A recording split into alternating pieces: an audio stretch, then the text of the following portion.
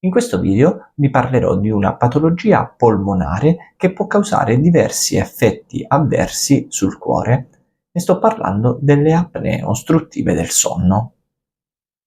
Ricapitolando, in questo video abbiamo visto come le apnee ostruttive del sonno possono aumentare il rischio di sviluppare insufficienza cardiaca, ictus cerebrale, problemi coronarici ai vasi del cuore e anche di sviluppare aritmie come la fibrillazione atriale. I sintomi delle apnee ostruttive del sonno sono soprattutto la sonnolenza diurna, l'irritabilità, i mal di testa mattutini e i frequenti risvegli notturni. L'obesità rappresenta il principale fattore di rischio e pertanto deve essere trattato.